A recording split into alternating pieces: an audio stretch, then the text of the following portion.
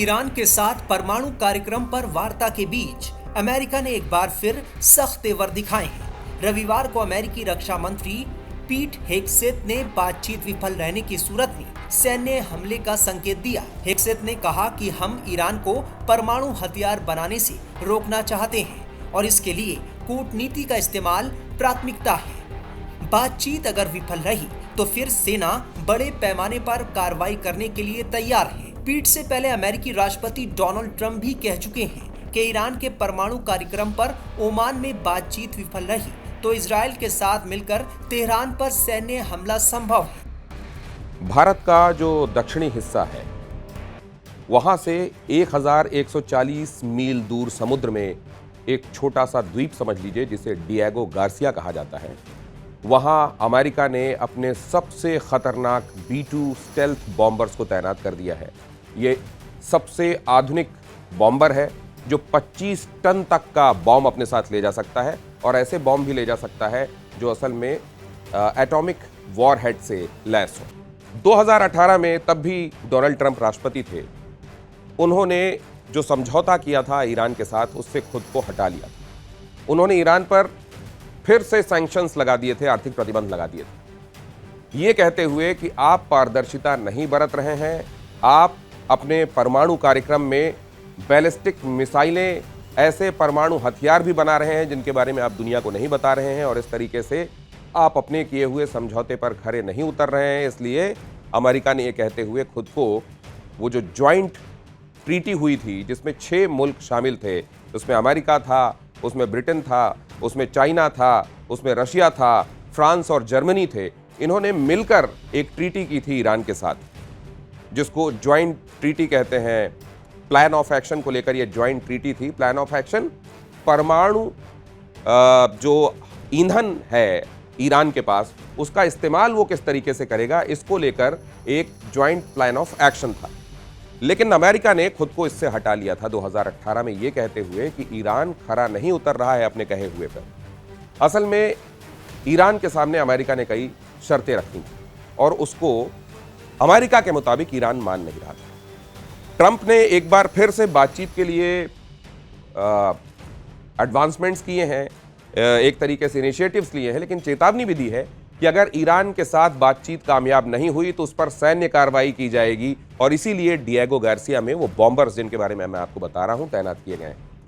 उधर ईरान क्या कह रहा है? ईरान कह रहा है कि उसका परमाणु कार्यक्रम केवल शांतिपूर्ण नागरिक उद्देश्यों के लिए है, खेती के लिए है, रिसर्च के लिए है, इलाज के लिए है, इसके लिए वो परमाणु ईंधन का इस्तेमाल कर रहा है। ईरान इस बात पर बल्कि जोर देता है कि वो परमाणु हथियार विकसित करने की कोशिश नहीं कर रहा है। लेकिन कई देश और साथ ही दुनिया भर के परमाणु कार्यक्रमों पर नजर रखने वाली जो संस्था है international atomic energy agency IAEA, जिसे आप अंतर्राष्ट्रीय परमाणु ऊर्जा एजेंसी कहते हैं, वो इस बात से सहमत नहीं है।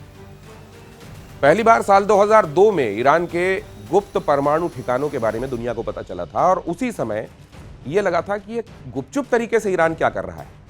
और इसके बाद परमाणु अप्रसार संधि, नॉन प्रोलिफरेशन ट्रीटी जिसे आप इस नाम से जानते हैं, उसको लेकर जो समझौता था वो टूट गया और इस पर ईरान समेत लगभग सभी सारे दूसरे देशों ने हस्ताक्षर किए थे।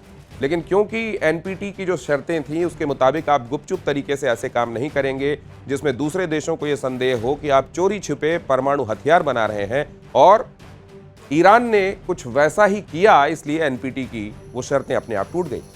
2018 में जब से अमेरिका ने मौजूदा परमाणु समझौते जिसको joint comprehensive plan of action कहा गया था या JCPOA, इससे खुद को हटाया, उसी समय से ईरान के ऊपर प्रतिबंधों को फिर से टाइटली लागू किया गया।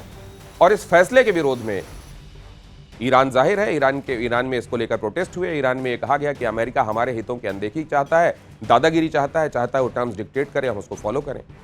ईरान ने इसके बाद एक तरीके से विद्रोह दिखाते हुए यूरेनियम के एनरिचमेंट के लिए, संवर्धन के लिए, ये समझ लीजिए कि यूरेनियम जो है ना उसी से बॉम्ब बनाया जाता है, परमाणु बॉम्ब, लेकिन यूरेनियम को उसके लिए बहुत प्योर करना पड़ता है, एनरिच करना पड़ता है, ये समझ लीजिए कि उसको रिफाइन करना पड़ता है। और अगर उसका जो ये संशोधन है उसको एनरिच करने का ये जो परसेंटेज है वो 98% तक पहुंच जाए तो आप उससे परमाणु हथियार बना सकते हैं।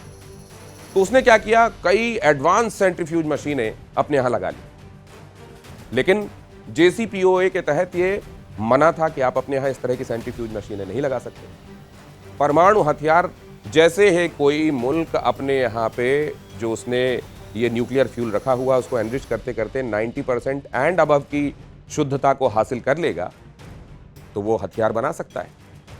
तो ये जो JCPOA था उसके तहत ईरान को केवल 300 किलोग्राम यूरेनियम रखने की इजाजत मिली थी कि आप 300 किलोग्राम से ऊपर नहीं रख सकते, और ये भी इसमें शर्त थी कि उसमें जो एनरिचमेंट होगा यूरेनियम का वो 3.67 मतलब करीब करीब 4% तक ही आप एनरिच कर सकते हैं, 90% तक एनरिच उसको नहीं कर सकते। इसका मतलब ये था कि आप अपने यूरेनियम का इस्तेमाल शांति के लिए इस्तेमाल किए जाने वाली जो परमाणु ऊर्जा होती है उसके उस तौर पर तो कर सकते हैं, लेकिन हथियार नहीं बना सकते। लेकिन IAEA ने यह कहा कि मार्च 2025 तक ईरान के पास करीब 275 किलोग्राम यूरेनियम, 300 किलोग्राम तक की इजाजत थी, उसमें से 275 किलोग्राम यूरेनियम उसने अपने पास ऐसा रखा हुआ है जिसको 60% तक शुद्ध कर लिया गया है, एनरिच कर लिया गया है।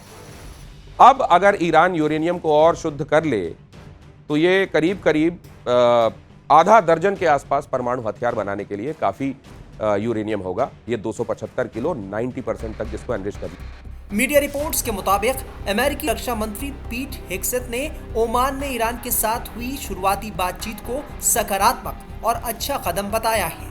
उन्होंने कहा कि राष्ट्रपति डोनाल्ड ट्रंप कभी नहीं चाहेंगे कि सैन्य विकल्प का इस्तेमाल करना पड़े, लेकिन हम बड़े पैमाने पर जाने की क्षमता रखते हैं।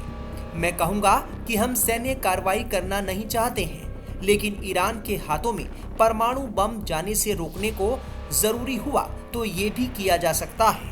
इससे पहले डोनाल्ड ट्रंप कह चुके हैं कि जरूरत पड़ने पर हम ईरान के न्यूक्लियर प्रोग्राम को रोकने के लिए सैन्य कार्रवाई करेंगे। इजराइल निश्चित रूप से इसमें शामिल होगा और इसका नेतृत्व करेगा। डोनाल्ड ट्रंप ने मार्च के अंत में भी ईरान को चेतावनी देते हुए कहा था कि अगर वो कोई समझौता नहीं करते हैं तो उन पर बमबारी होगी। साल 2015 में ईरान और 6 वैश्विक ताकतों के बीच में ये जो समझौता हुआ था जिसको JCPOA कहते हैं, उसमें कुछ शर्तों के साथ परमाणु कार्यक्रम को आगे बढ़ाने की इजाजत ईरान को दी गई थी, लेकिन यह शर्त थी कि आप 300 किलोग्राम से ज्यादा नहीं रखेंगे, वो करीब करीब 4% एनरिच्ड यूरेनियम होगा। कहा यह जा रहा है कि ईरान ने इसको नहीं माना और इस वजह से JCPOA से खुद को अमेरिका ने हटा लिया। JCPOA 15 साल के लिए निर्धारित किया गया था कि ये जो तमाम मुल्क हैं ईरान के साथ ये जो हम इसमें अंडरस्टैंडिंग कर रहे हैं वो 15 साल तक रहेगी और उसके बाद ईरान पर लगे प्रतिबंध समाप्त हो जाएंगे। डोनाल्ड ट्रंप ने अमेरिकी राष्ट्रपति के तौर पर अपने पहले कार्यकाल में 2018 से खुद को इस समझौते से दूर कर लिया था। उन्होंने ये कहा कि ये this was a bad deal, ये अच्छी डील नहीं थी, अमेरिका के लिए ये सही डील नहीं थी क्योंकि इसमें स्थायी कुछ नहीं था और ट्रांसपेरेंसी नहीं बरती जा रही थी। ईरान अपने बैलिस्टिक मिसाइल के कार्यक्रम को आगे बढ़ा रहा था, लिहाजा इसमें और ज्यादा रहने का कोई मतलब रह नहीं गया था। ट्रंप ने ईरान को एक नए और ज्यादा कॉम्प्रिहेंसिव समझौते पर बातचीत के लिए बाध्य करने के लिए मैक्सिमम प्रेशर बनाने वाले अभियान के तहत अमेरिकी सैंक्शंस को एक बार फिर से लागू कर दिया। अब ट्रंप का यह फैसला अमेरिका के उन सहयोगियों से प्रभावित था जो इस समझौते के विरोधी थे, जो पहले JCPOA किया गया था, और इसमें सबसे बड़ा जो प्लेयर था वो इजराइल था। इजराइल ने दावा किया कि ईरान अब भी गुप्त परमाणु कार्यक्रम चलाता जा रहा है और यह चेतावनी दी कि ईरान प्रतिबंधों की वजह से राहत के तौर पर ये जो अरबों डॉलर उसको अमेरिका से मिल रहे हैं, इसको अपनी ही सैन्य क्षमताओं को बढ़ाने के लिए वो इस्तेमाल करेगी। ईरान के साथ बातचीत के बारे में जब ये ट्रंप ने घोषणा की तो इससे इजराइल बड़ा हैरान हो गया। ट्रंप बड़े समय से कहते आए हैं कि वो JCPOA जो पहले हुआ था उससे और बेहतर सौदा और बेहतर डील करेंगे, लेकिन अब तक ईरान ने समझौते पर सीधे बातचीत से इनकार किया है। उसने ये कहा है कि अगर आप बातचीत करना चाहते हैं तो हम इनडायरेक्टली किसी एक न्यूट्रल वेन्यू पर बातचीत करेंगे, लेकिन हम सीधे बातचीत नहीं करेंगे। ट्रंप ने यह चेतावनी दी थी कि अगर ईरान ने समझौते के लिए हाँ नहीं बोला तो उस पर बमबारी की जाएगी और इसीलिए उसने B-2 स्टेल्थ बॉम्बर्स को डिएगो गार्सिया में एक तरीके से हाथ जैसे ऐसे करके रखते ना किसी को मारने के पहले, तो ये हाथ उठाकर उसने रख दिया है कि अगर बात नहीं मानोगे तो फिर वो होगा जिसकी तुमने कल्पना नहीं की होगी।